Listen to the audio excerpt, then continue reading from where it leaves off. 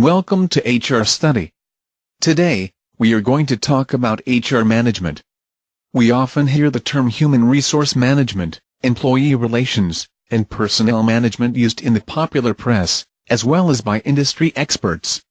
Whenever we hear these terms, we conjure images of efficient managers busily going about their work in glitzy offices. In this article, we look at the question, what is HRM?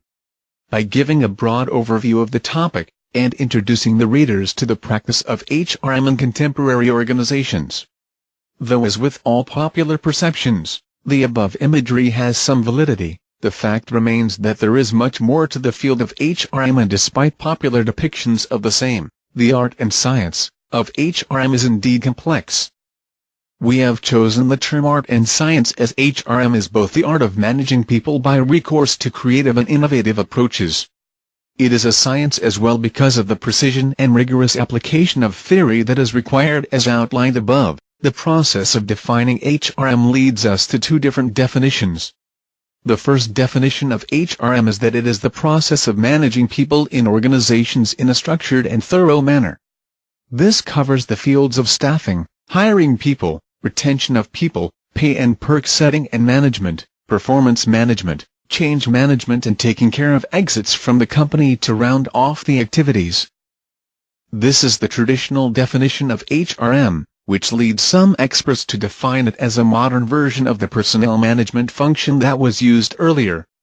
The second definition of HRM encompasses the management of people in organizations from a macro perspective, that is, managing people in the form of a collective relationship between management and employees. This approach focuses on the objectives and outcomes of the HRM function. What this means is that the HR function in contemporary organizations is concerned with the notions of people enabling, people development, and a focus on making the employment relationship fulfilling for both the management and employees. These definitions emphasize the difference between personnel management as defined in the second paragraph and human resource management as described in the third paragraph.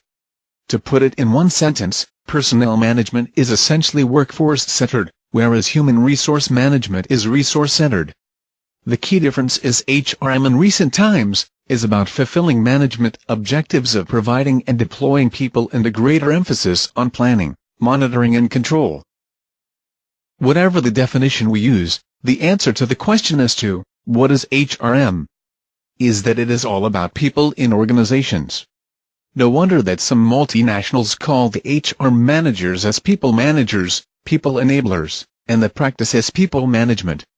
In the 21st century organizations, the HR manager or the people manager is no longer seen as someone who takes care of the activities described in the traditional way.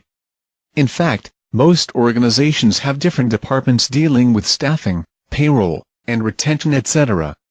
Instead, the HR manager is responsible for managing employee expectations vice versa the management objectives, and reconciling both to ensure employee fulfillment and realization of management objectives.